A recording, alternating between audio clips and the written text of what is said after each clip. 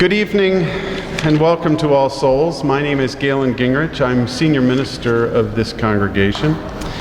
If you're new to All Souls, I offer you a special welcome. I hope you will find yourself at home here. This is a sanctuary for seekers.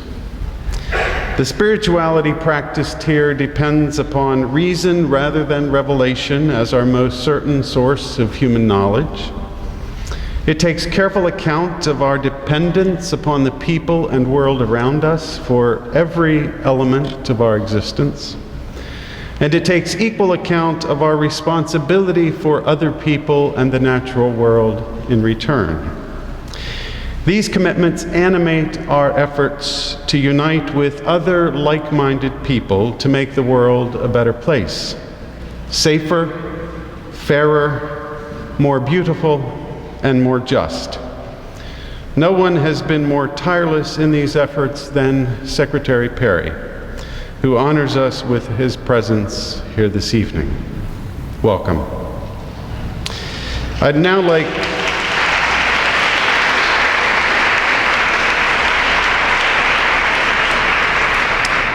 like to introduce Guy Quinlan, who chairs the Lawyers Committee on Nuclear Policy and heads up our Nuclear Disarmament Task Force here at All Souls.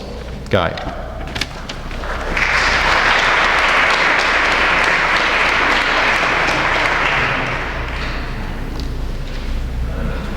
Thank you, Galen. I would like to say a particular word of thanks to Galen Gingrich, our senior minister, and to the whole staff of All Souls for making this venue available to us tonight.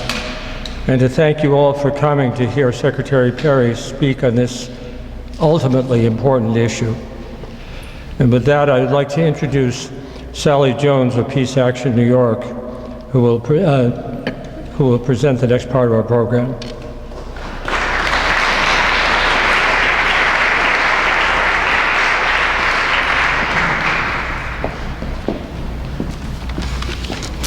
Good evening, everyone. My name is Sally Jones. As you heard, I'm chair of Peace Action Fund of New York State, and I also want to welcome you to this important talk tonight by former Secretary of Defense William Perry. Peace Action New York State has its roots in the civil society side of the No Nukes movement. We began with the Committee for a Sane Nuclear Policy in 1957 and merged with the nuclear freeze groups in the 80s, eventually getting renamed Peace Action in the 1990s. Today, Peace Action New York State is putting great emphasis on building the next generation of nuclear abolitionists. In the last 5 years, we have organized 14 student chapters all around the New York State area and inspiring other Peace Action affiliates to do the same. Pick up a brochure in the back if you'd like to learn more about us. The book by William Perry, My Journey to the Nuclear Brink, reminds me of one of my first national organizer meetings with Peace Action in Washington, D.C. in around 2009, where I was part of a small group of organizers who heard Max Kampelman, a former Reagan diplomat who was with Reagan and Gorbachev in Reykjavik, Iceland in October 11th and 12th, 1986, 30 years ago. He told us how close those leaders had come to eliminating the United States and Soviet nuclear arsenals at that meeting.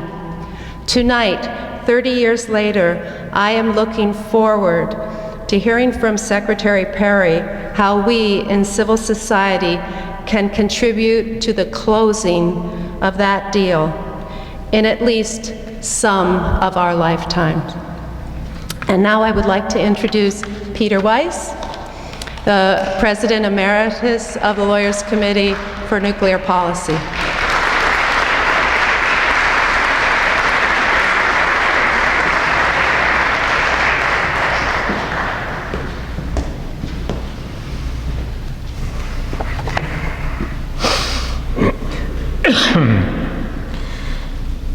In August 1945, William Perry and I were both soldiers in the U.S. Army. He arrived in Hiroshima 2 weeks after the bomb was dropped and had an experience that shook him to the core for the rest of his life. While I was comfortably ensconced at Fort Strong, Massachusetts, a receiving post for German rocket scientists, grateful that I would not be sent to invade Japan to end the war.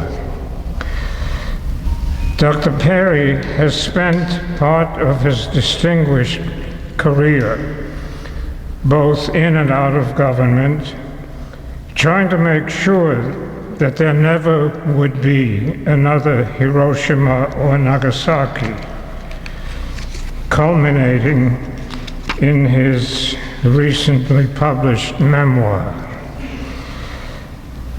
I have spent much of the second half of my life pursuing the same objective.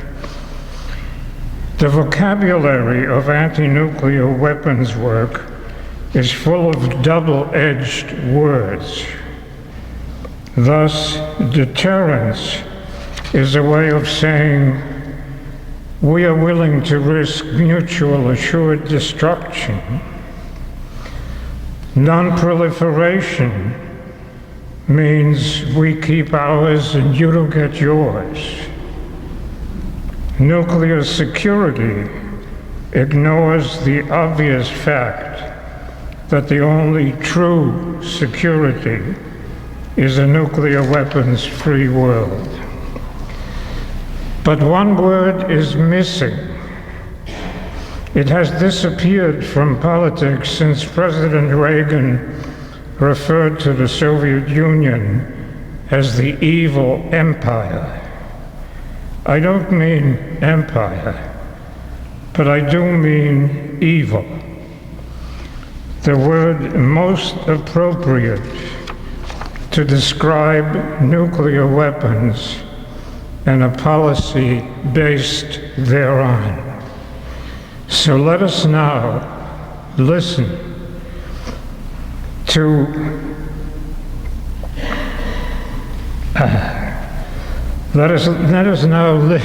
listen to the man arguably best qualified to enter this dialogue with moral passion, unparalleled scientific know-how, and political experience.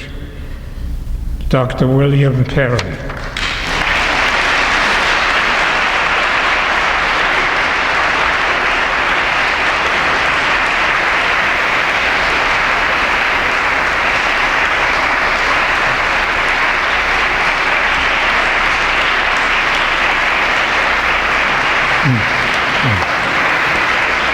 Thank you. Thank you. In the nightmare of the dark, all of the dogs of Europe bark, and the living nations wait, each sequestered in its hate.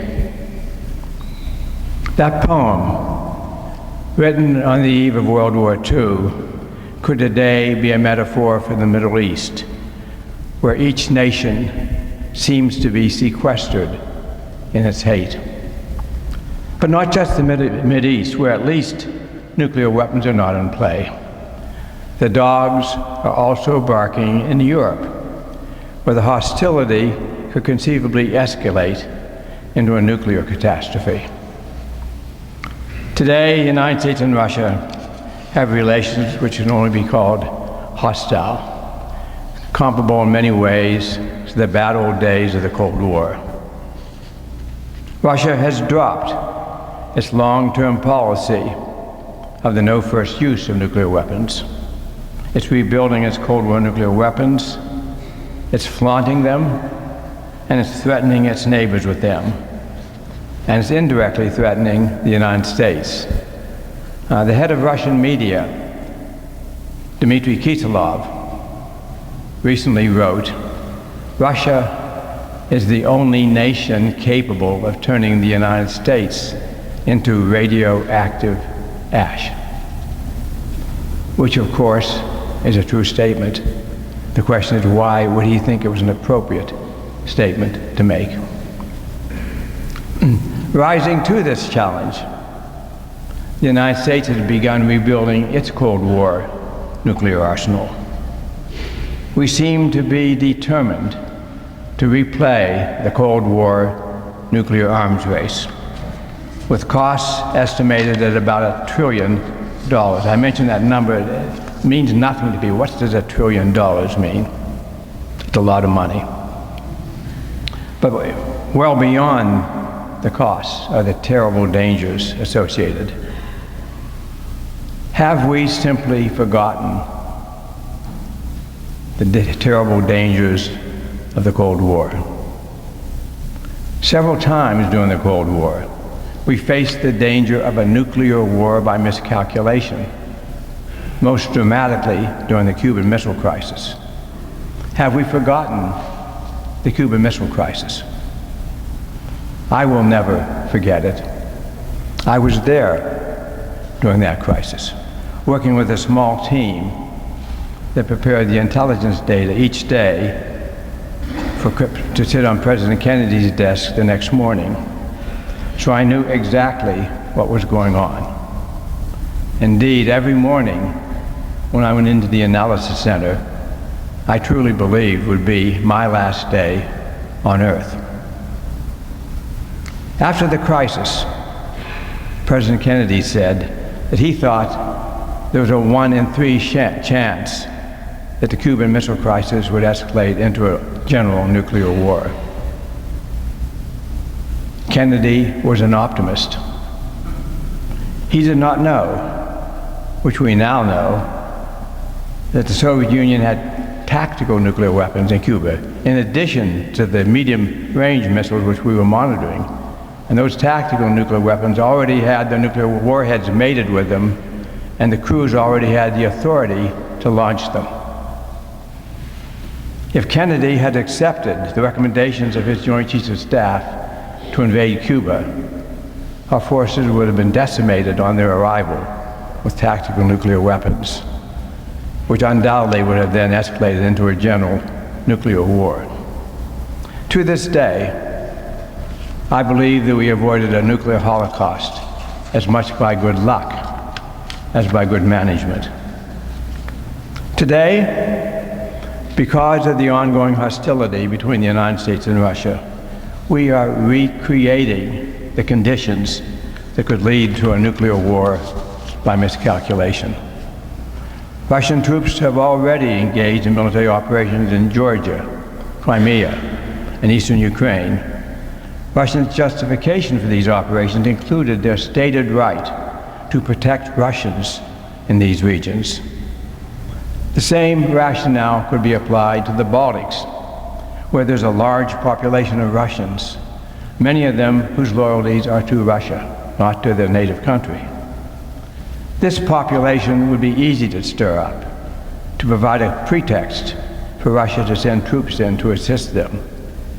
Of course, Baltic countries are members of NATO, so an incursion by Russian troops would lead to a military clash between Russian troops and NATO troops. This could be a minor skirmish and perhaps easily resolved, but it could also escalate.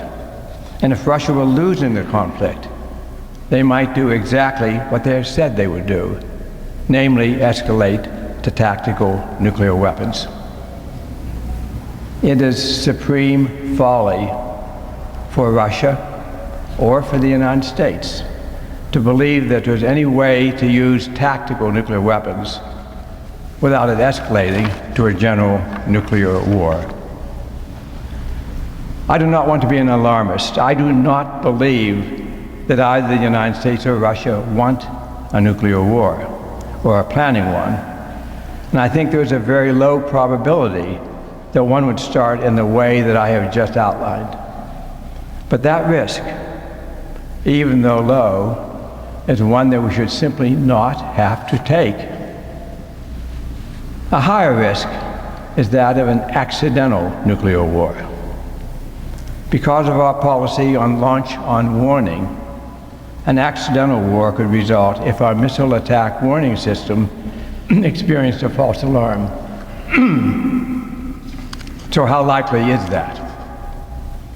During the Cold War, there were 3 such false alarms in the United States and 2 that we know about in the Soviet Union. That figures out to be about 1 every 9 or 10 years. One of the false alarms in the Soviet Union has been documented recently in a movie called The Man Who Saved the World. I urge all of you to see this chilling documentary.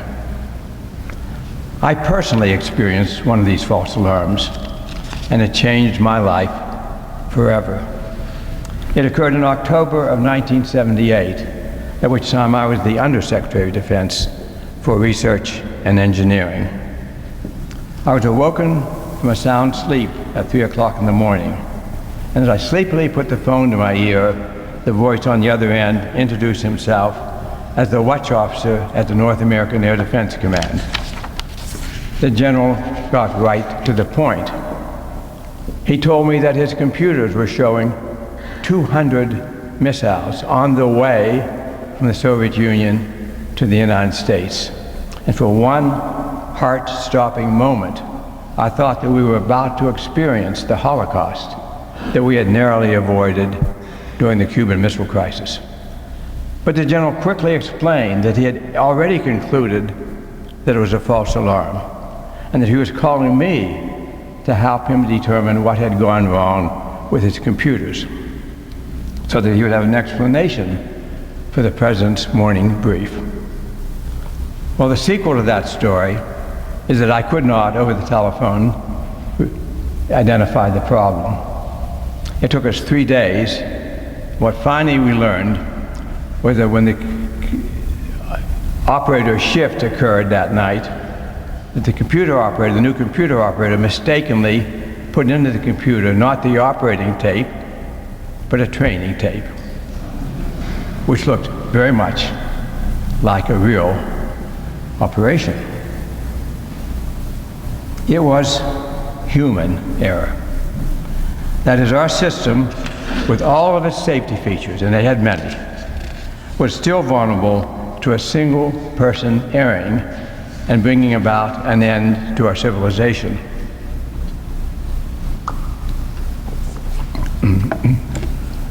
Two things saved us from that fate. First, the watch officer that night was exceptionally thoughtful and responsible, for which we can all be thankful. The second, the context for an attack was benign. That is, there were no international incidents underway that made a Soviet attack plausible. But what if? What if the false alarm had occurred during the Cuban Missile Crisis? Or what if it had occurred during one of the Mideast crises a few years before that? In that context, the watch officer surely would have passed the alarm on to the President, who, after being awoken at 3 o'clock in the morning, would have had less than 10 minutes to decide whether to launch our ICBMs before they were destroyed in their silos. And if he ordered the launch, mistakenly, there was no way of recalling the missiles or destroying them in flight. Humans will err again. Machines will malfunction again. So false alarms will happen again. And Russia and the United States both still have their policy, their Cold War policy of launch on warning. Today, relations between the United States and Russia are, as I said, hostile. Any military clash between Russia and NATO, no matter how small, could provide the context for either the Russia or the United States that made an attack seem plausible. So today, just as in the Cold War, we face the possibility of an accidental war destroying our civilization. Besides the return of these two Cold War dangers, we have two dangers that did not exist during the Cold War. a nuclear terror attack, or a regional nuclear war. A regional nuclear war is not a fantasy, it's not a remote possibility. Just this month, Pakistan threatened to destroy India in response to a border skirmish. And this is not just rhetoric. Pakistan has more than 100 nuclear weapons, which are more than enough to destroy India, while of course India is destroying Pakistan, all the while forming soot and smoke into the atmosphere, which will cause a nuclear winter, which will impair all of civilization. So while a regional nuclear war would be devastating to Pakistan and India, it could also have serious consequences around the world. The final nuclear danger is an act of nuclear terrorism. This is perhaps the most likely nuclear catastrophe. We know that Al-Qaeda and ISIS have made attempts to get nuclear weapons, and I believe that if they were able to get them, that they would use them. The barrier to their achieving that objective is the difficulty of making fissile material, the fuel for a nuclear bomb. But if they could somehow obtain just 30 kilograms of highly enriched uranium, they could make an improvised bomb that could be delivered in a truck or a freighter and detonated with the power of the Hiroshima bomb. I'm not going to discuss this possibility further with you, but I would refer all of you to my website, williamjperryproject.org, where if you press the right button, you'll get a 5-minute video imagining a scenario of a nuclear terrorist bomb going off in Washington, D.C. with terrible consequences. Today, there are more than 15,000 nuclear weapons. The scenario that I described to you dramatized the devastation that could be caused by one of them. And the devastation is more than 100,000 deaths, as terrible as that is. But the political and the economic and the social collapse that would result from that. In sum, we have recreated the nuclear dangers of the Cold War, an accidental nuclear war, or a nuclear war by miscalculation. And since the Cold War ended, 2 new nuclear dangers have arisen: nuclear terrorism and a regional nuclear war. Thus, I believe that the likelihood of a nuclear catastrophe today is greater than it was during the Cold War. The likelihood of a nuclear catastrophe today is greater than it was during the Cold War. In spite of this grim assessment, I would like to end on my talk on a positive note. I'm based at Stanford University and spend much of my time with students and with young people.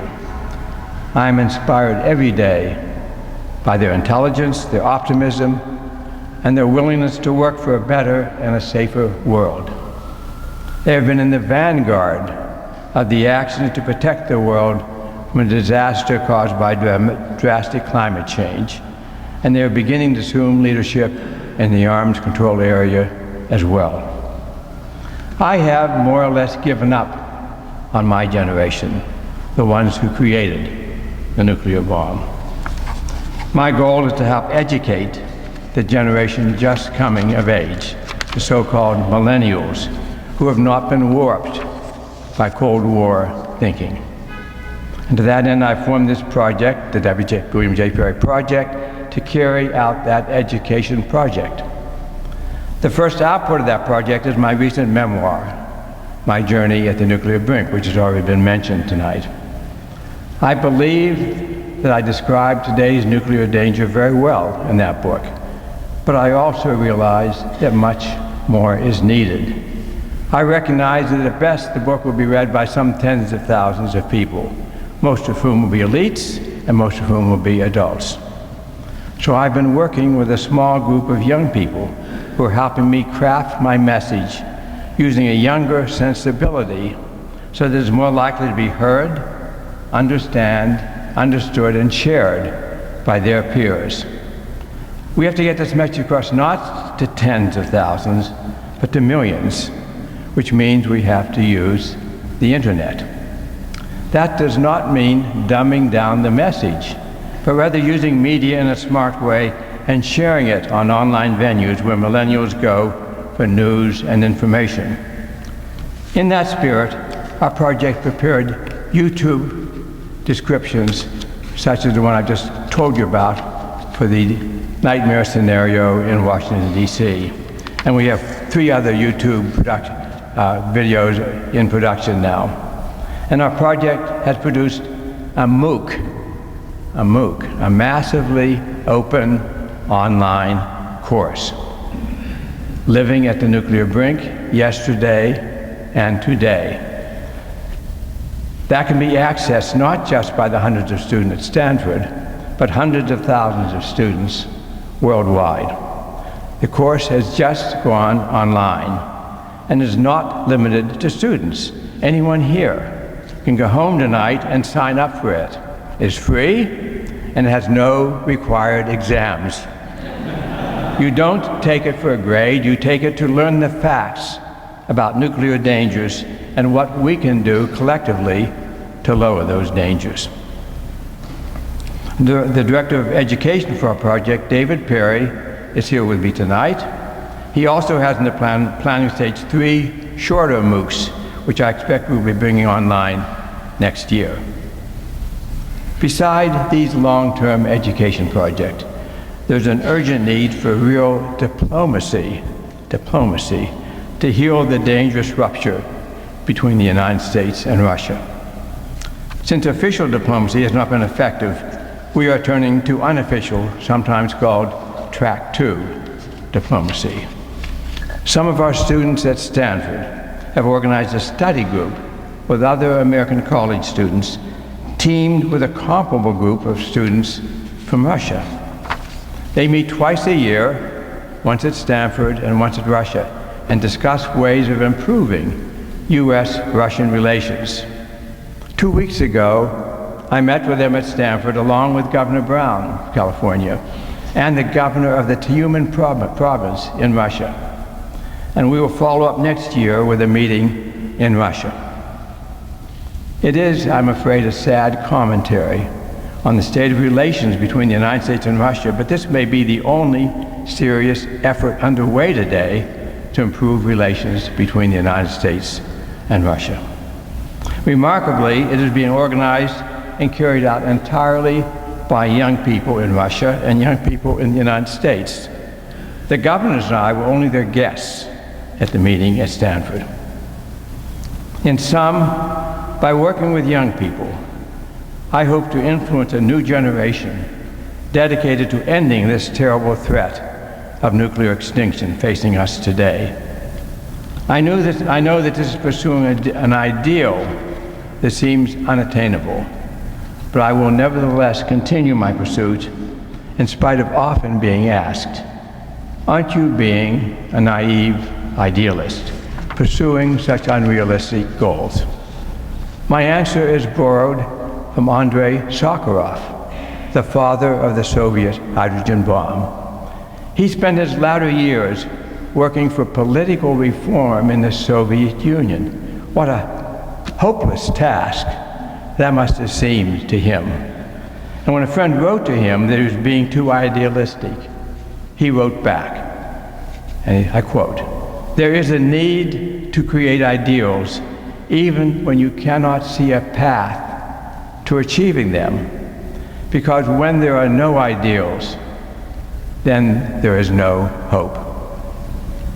Sakharov did pursue his ideals, and by doing so, he kept hope alive in the Soviet Union for major political reforms that did indeed come, but sadly are fading away again. Even when my friends accept that it may be worth pursuing one's ideal, they do note my age and ask politely why I don't simply settle down to enjoy my golden years in that Garden of Eden known as Palo Alto, California. But retirement is not on my agenda. I will continue on my quest to avoid a nuclear catastrophe as long as I am able. For I believe that time is not on our side. And I believe that having helped develop our nuclear weapons, I know better than most how to dismantle them. And I believe that I have a special responsibility to do so. Or I could answer them with the lines of Robert Frost. The woods are lovely, dark and deep, but I have promises to keep and miles to go before I sleep, and miles to go before I sleep. Thank you.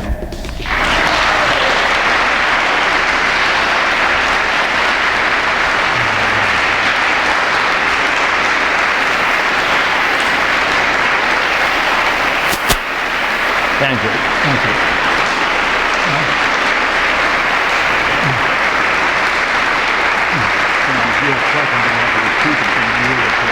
Okay, I know that. Would you like to take a seat and I'll collect a few questions? What's that? If you take a seat, I'll collect a few questions. It's up to you. How you handle it, however you want. Have a seat. Yeah. So my name is John Burrows. I'm the Executive Director of the Lawyers Committee on Nuclear Policy, and we do have some time for some questions, some answers, maybe a little bit of discussion, but I would ask that you keep your questions or your comments reasonably brief. So the floor is open. I'll take several questions and then turn the floor back over to Dr. Perry.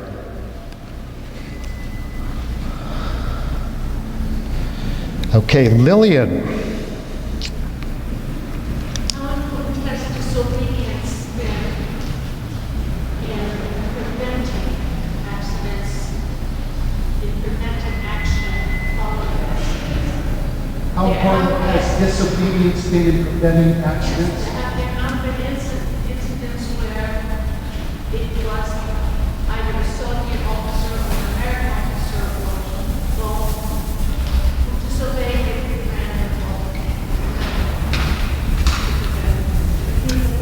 Apparently, we don't have extra mics, so I'm going to do my best to repeat the questions. And the question is, haven't there been incidents where disobedience by Soviet or American officers prevented catastrophe?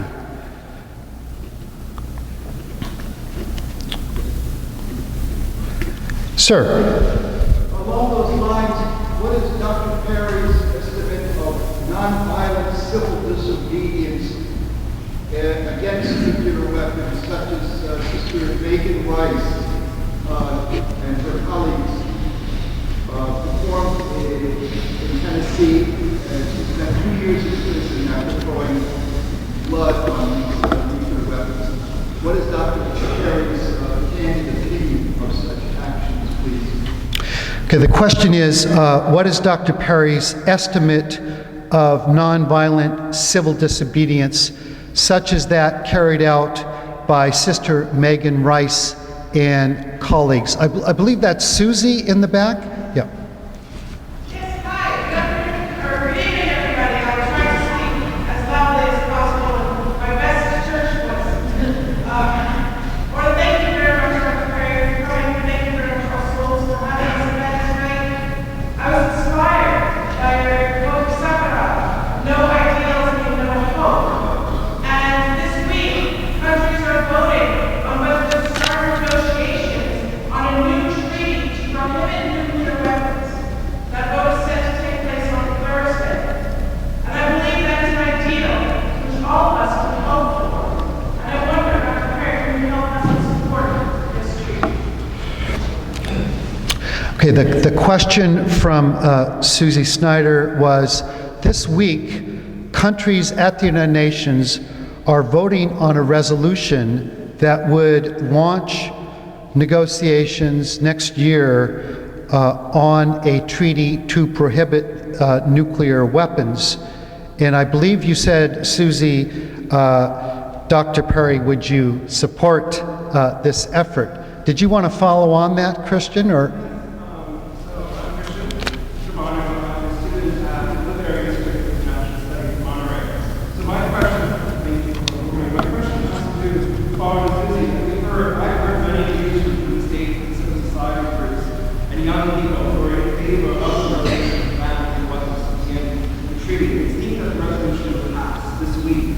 Considering that we are approaching this historic moment and your personal commitment to nuclear disarmament, I'm curious about your views on the data treaty and the future of nuclear disarmament negotiations in 2017. Thank you. So Christian asks a slightly different version of the same question to the effect of, what are your views on the ban treaty, the prohibition treaty that's now being pursued at the United Nations? Well, I think that's enough questions. Now, do you want me to repeat them, or? Yes.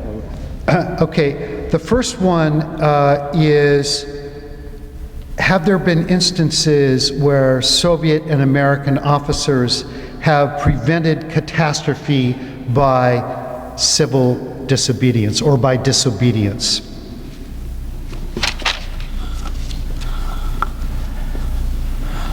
I can only think of, only one comes to mind. I referred you to a movie called The Man Who Saved the World. That movie depicted an incident which occurred in 1982 in Russia, very similar to the phone call that I got in 1978 in the United States. Namely, the Russian missile attack system was signaling that an attack was underway from the United States. The officer didn't believe it. Again, there was no context for such an attack. He also had training in computer and understood that computers sometimes err. So, against the urging of his subordinates, he refused to send the warning up to the President of Russia. And it turned out he was right. It was an error. The attack was not underway. And so he saved the world. That's why the movie is called The Man Who Saved the World. That was, however, an act of disobedience on his part. He was not following his orders. And his reward for having saved the world was to get an official reprimand from Soviet authorities for not following orders.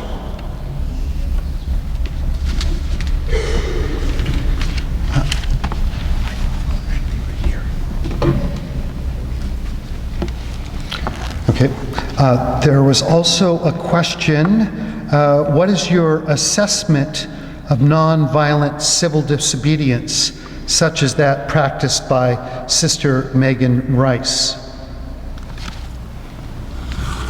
I think it's heroic, so I can admire the people that do it, but I also try to want to measure the effectiveness of doing it. So I try to focus my attention to what actions have some significant effect. There was a large movement in this country in the early 80s, 82, which led to huge protests, including meetings right here, large meetings, massive meetings in Central Park. Those had a degree of effectiveness, not only because they were large scale, but because they were reflecting a view held by much of the population.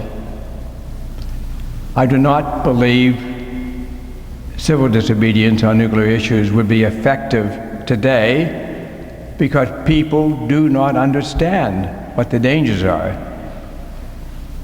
I claim that the first step has to be education. Education before civil disobedience, education before political activism. I still indulge myself occasionally in political activism. I wrote just 2 weeks ago an op-ed for the New York Times arguing that we should not proceed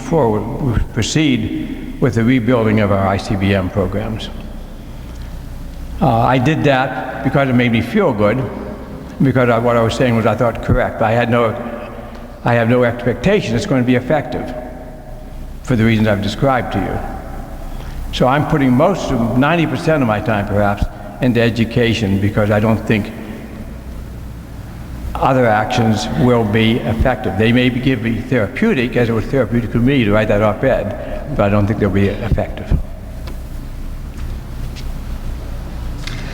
Then we had 2 questions asking for your assessment and or for your support of the effort now underway in the General Assembly to adopt a resolution that would launch negotiations on a treaty to prohibit nuclear weapons next year.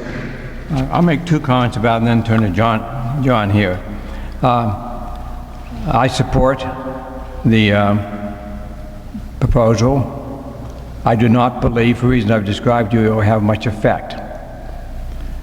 Having said that, in terms of an assessment of the treaty, I want to turn that over to John, who's been working closely with the UN and who knows much more about it than I do. John, could you answer that question, please?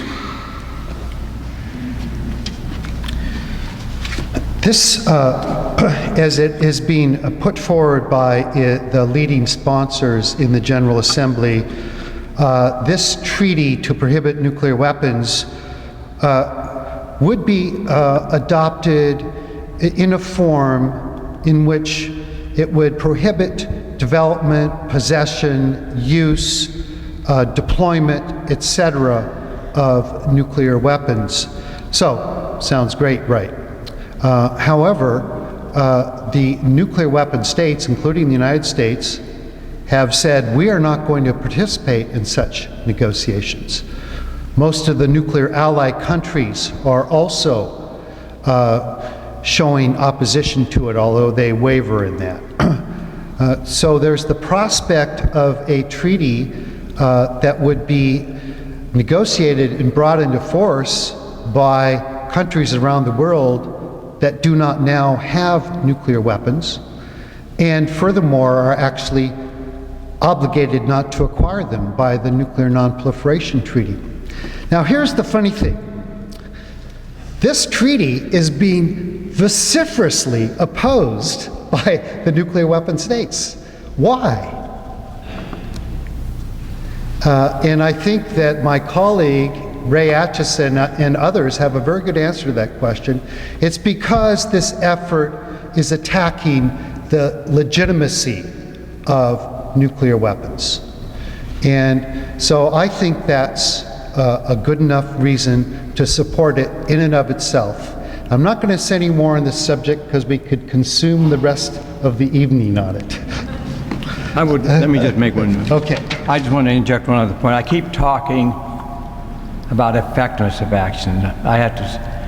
I spent most of my life either the executive in industry or running the Defense Department, and I'm used to taking actions which have some effect. I measure my actions by their effect. When I was secretary, for example, I was responsible for dismantling 8,000 nuclear weapons. 8,000. That gave me a lot of personal satisfaction, but the reason I spent the time that it took to make that happen was I could see the act, I could see the result of my actions. Most of you don't have that luxury. Well, you have to, if you want to pursue a cause, you pursue it because you think it's right. You cannot see the immediate results. You cannot see the immediate effect at the end of it. So you should not be discouraged because you cannot see an immediate effect. You can strive for an effect, but sometimes you're doing it just because you think it's the right thing to do. Is Daniela here? Come on up, Daniela. I need a little bit of help seeing who is raising their hand. So Daniela is interning with the Lawyers Committee on Nuclear Policy this fall and working, she's a student at New York University. So I've gone a little bit up this, let's go up this way here. Let's say I see a young man over here, so I'll call on you. Hi, my name is Robert. I'm the Buddhist delegation. My question is huge. How do we create a sense of urgency as well as really raising awareness and really orienting people's attention towards a complete nuclear zone. And was there somebody right sitting near you who had a question? Okay.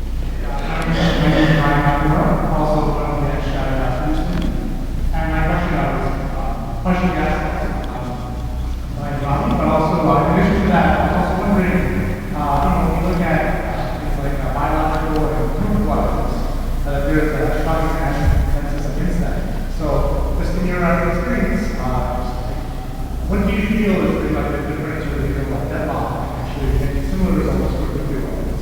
I just want to know really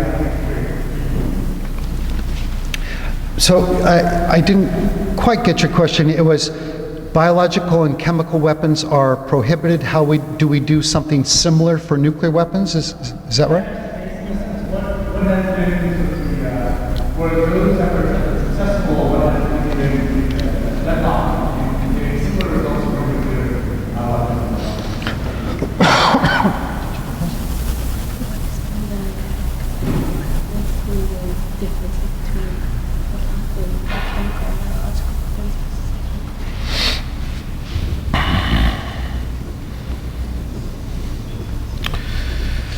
Okay, more questions going up this side. I see Elizabeth.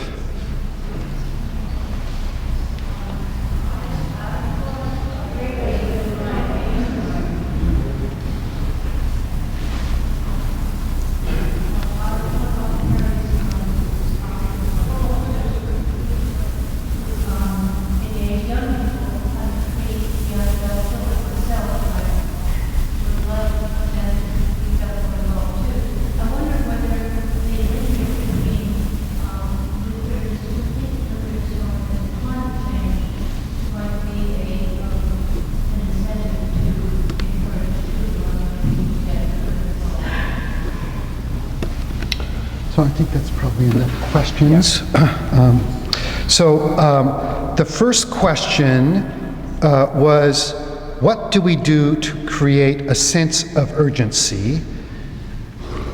And a second question had to do with the differences in controlling biological and chemical weapons and nuclear weapons. I hope it's something like that. Okay. We'll get to the third question. What will create a sense of urgency is the first nuclear bomb that goes off in one of our cities. Whether it's a nuclear terrorist bomb or whatever. I would very much like to see us take actions to reduce that likelihood so we don't have to get a wake-up call that way. But I do believe that the urgency that comes with understanding the problem does require this education program I'm describing, so it's going to take a couple of years. And we can only hope that during that couple of year period of education, that the bomb doesn't go off to accelerate that education. Not only because of the disastrous consequences of a bomb going off, because I have no doubt that if a nuclear bomb goes off in one of our cities, that the response to that bomb, the governmental response to that bomb, the people's response to that bomb, we take a set of actions highly detrimental to our democracy. We will react not in a thoughtful and considered way, but in a panicked way. And incidentally, in my short video on a nuclear terror bomb, I also describe that problem. The panicked, ill-considered reaction to a disaster like that. That was, second question was? The differences between controlling biological and chemical weapons on the one hand and nuclear on the other. There's a big difference on controlling them. Because of the difficulty, extreme difficulty and complexity of making nuclear fuel, either highly enriched uranium or plutonium. That's not a process which an individual can do, or even a well-financed terror group can do. It's a large, complex industrial process. And so the biggest deterrent we have today to a nuclear terror bomb going off in the cities is the difficulty of producing the nuclear fuel. If the terror group could get 30 kilograms of highly enriched uranium, they could improvise a bomb. It would be crude, but it doesn't have to be sophisticated. It doesn't have to go onto a warhead. It could be delivered in a truck or a freighter. And we can call it crude, we can call it improvised, but when it detonates with the same power as a Hiroshima bomb. So do not mistake improvised and crude meaning not powerful. It only applies to the sophistication of the packaging and the delivery system. So the only thing that's stopping that happening is the difficulty of creating highly enriched uranium. So a terror group either has to buy that or steal that in order to get the highly enriched uranium to do that. I guess the third alternative is some of the countries that have nuclear weapons, Pakistan being one, have groups within the government that support terror groups and oppose to the government. And you might imagine them stealing it from within the government laboratories. So those are the possibilities. And on the other hand, the biological weapons, they're not easy to make, but the ingredients to make them are available. So it takes a very sophisticated, very talented designer, and you could make a biological weapon which could be quite deadly. The biggest technical impediment to making biological bombs is package them so they can be delivered in an effective way. Fortunately, that is somewhat difficult. But the common way of delivering them, which is to make a nebulizer, an aerosol, if you had a technique for making just an aerosol, the kind that's used commercially, you could disperse the body. You could walk down an airport and disperse the biological weapons as you walk down the aisles of the airport. So there's a big difference in the ease of making a biological weapon as opposed to a nuclear bomb. The results are also quite different. A biological bomb would be disastrous. A nuclear bomb would be catastrophic, if I can make the distinction between the two. Now there was also a question from my friend and colleague Elizabeth Schaefer. First of all, she said she thinks it's important to be educating next generations, and she wishes her adult but young children would be taking this to heart, if I understood you correctly, Elizabeth. But her question was, do you see a linkage between nuclear disarmament and climate protection? My good friend, Governor Jerry Brown, has made a career out of fighting climate change would have disastrous impact on our environment. And I believe that he's probably done more than any other single person in the world in practical, effective means to avoid this climate change. He's done it by position as governor of California. He's been able to introduce legislation in California which has a profound effect on what happens in California. And it turns out many other states and even some other countries are following the lead of California. For example, he's imposed very rigid restrictions on automobiles, limiting the amount of, limiting their ability to contaminate the environment. And because that applies to automobiles in California, any automobile company that wants to sell automobiles in California designs the cars that way. So cars all over the country, all over the world are built with these same features. This has had a profound effect.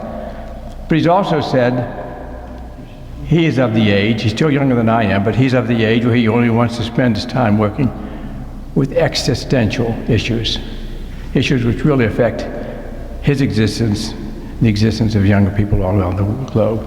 And so he's focused on two things: climate change and nuclear catastrophe.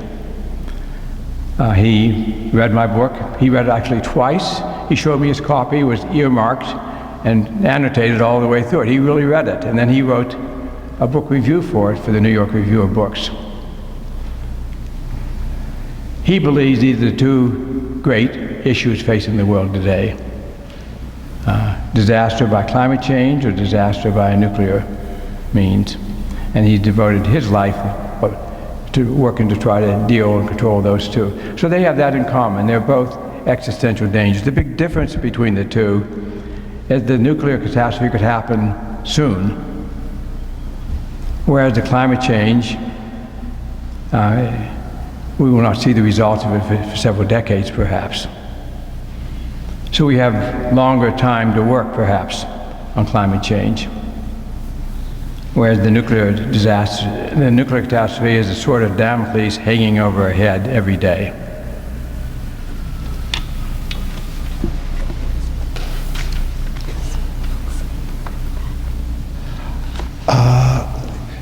Yes, let's go to the back. Yeah.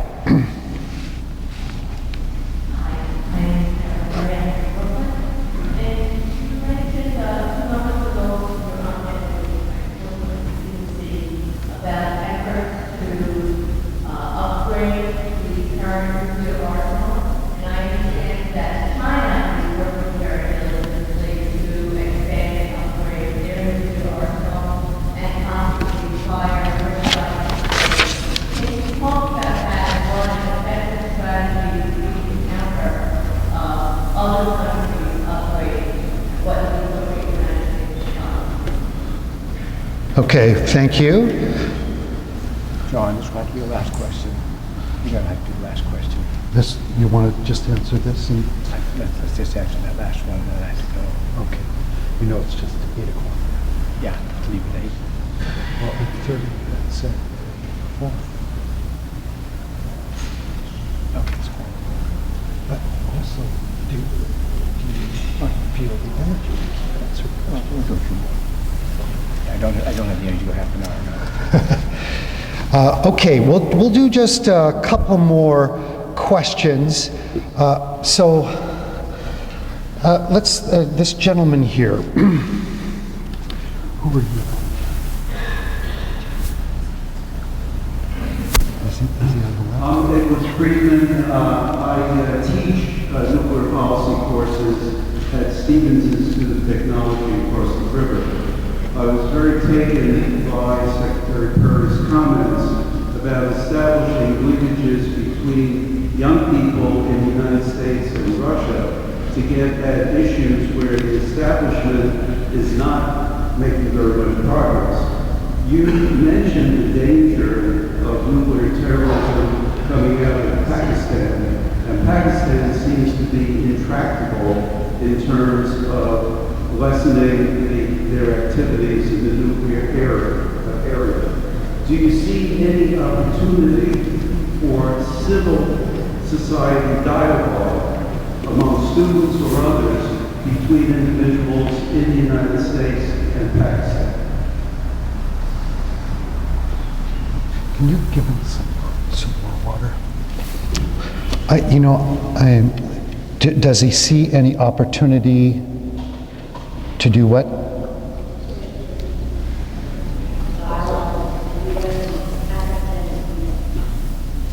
I was wondering if there's an opportunity, if the Secretary sees any opportunity to initiate civil society dialogue between individuals in the United States and Pakistan that might parallel what he's doing in Russia, because such initiative, in my view, is very much needed since the dangers in Pakistan are quite considerable. Okay, thank you. Sorry about that.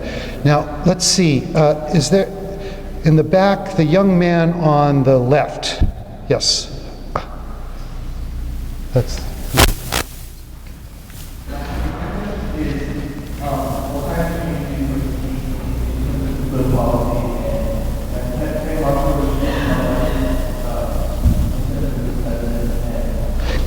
Can you just come forward? Because I'm not making this out at home. So. Yeah, keep coming.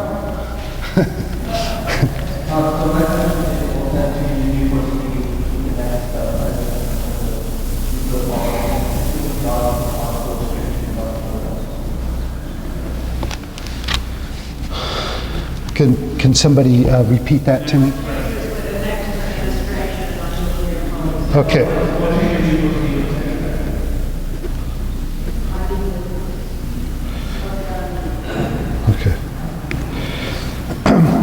Okay, so here's the first of your last three questions.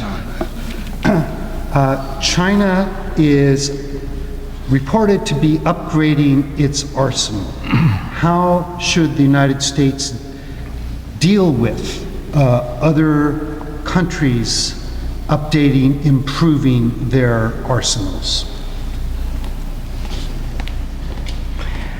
There's not much we can say to a country about upgrading its arsenal when we're upgrading our own arsenal. So we have to, I guess the answer is we should lead by example, and our example is not one we would like others to follow. And the next question is that this gentleman sitting right here feels there is an urgent need for communication dialogue between the United States and Pakistan. Do you see any opportunity for U.S.-Pakistani civil society dialogue of the kind you have worked upon in other settings? Yes, I do. In fact, George Schultz and I at Stanford undertook about 5 years ago a U.S.-Pakistan, a U.S.-India, and a U.S.-Pakistan-India dialogue in civil society. It was so-called Track 2 diplomacy, more like Track 1.5, because all of the participants were former government officials, former secretaries of state, a minister of foreign affairs, a minister of defense. That, to me, was a very revealing and I would say disturbing dialogue. While I was concerned with the possibility of an India-Pakistan war before the dialogue, I became more concerned about it after I heard the dialogue. I heard the Pakistanis themselves expressing their fear that a conflict between India and Pakistan was likely, and that if it happened, that India would surely go to use, or that Pakistan would surely go to using tactical nuclear weapons. So while we had that dialogue, and while we had relatively good communication between the Indians and Pakistanis at that, and they went back to their own countries and tried to get the message across to their own government, I think the primary thing that came to me from that Track 2 dialogue was the danger of a nuclear war between India and Pakistan. The danger of a regional nuclear war was even greater than I'd realized before the dialogue. And nothing I heard in that dialogue showed me a clear path to solution. As those of you who have followed India and Pakistan at all know, the underlying cause for the hostility between those two countries is the dispute over Kashmir. To which country should Kashmir belong? It's deeply felt conviction on the part of both countries. Both countries have built the nuclear arsenals, well over 100 in each country, and still building. Pakistan has built what they call tactical nuclear weapons and have proclaimed they would use them if an Indian army, with a conventional army, was involved in Pakistan. So I would say it's probably the most dangerous situation in the world. That and the possibility of a nuclear terror bomb originated in Pakistan leads me to put Pakistan as the #1 danger spot in the world for some kind of a nuclear catastrophe. I'm sorry to say. What we did find out, or what we did conclude in that, is while nothing we could do in an unofficial capacity would have much to do to change either India or Pakistan's view of who owned Kashmir, was we observed that there was almost no trade, economic ties between India and Pakistan. Surprising, I mean, our closest neighbor, Canada, is our biggest trading partner. Why isn't that true between India and Pakistan? It has to do with the underlying hostility, but it's also true that trade can serve as a bridge and a way of reducing those hostilities. So we ended up urging and recommending both to the civilians in that meeting and to government officials They do everything they could to increase trade between India and Pakistan, not only for the economic benefit it brings, but for the possible security, national security benefit it brings. In other words, the deterrent to actually going to war with each other. The example we have of that is China and Taiwan, which for decades was a tinderbox waiting to explode. And when I've been working on track 2 with China and Taiwan years ago, I recommended to both countries they do things to increase their trade, in particular take the formative step of restarting air traffic, commercial air traffic between Taiwan and China. They did that almost 7 or 8 years ago now. Trade has gone up substantially since then, and nowadays, of all the problems we see about in the Western Pacific, the one we're not talking about is a war between Taiwan and China. And I do believe that the greatly increased trade makes the difference. It's a huge deterrent. We have, for decades, during the Cold War, we had something called mutual assured destruction, which is no country was going to launch a nuclear weapon on the other side because it knew it would be destroyed. So that awful term, MAD, mutual assured destruction, served as a deterrent during the Cold War. What happens now between India and China, I would call mutual assured economic destruction. They're so economically dependent on each other that a war would be disastrous for that reason alone. And there was one more question which relates to the policies of the next administration. What will they be? What should they be? Is that? The answer to the first question is I don't know. On the grounds of the second question, I will be promoting as well as I can 2 major policy thrusts. The first policy thrust is find a way of healing the rupture between the United States and Russia,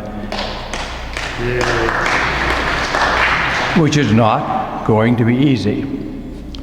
And the second is finding a way to first stop, put a halt to the restarting of the nuclear arms race, and then see if we can find after that, find a way of starting to back down again.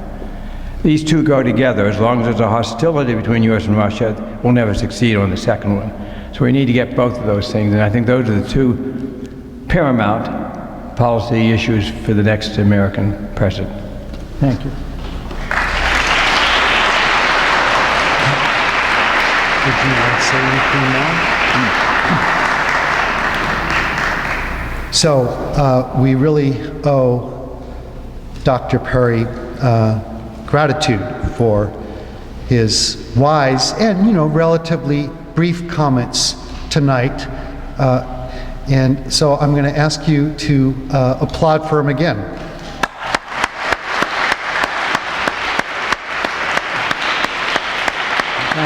Thank you, John. And thank all of you.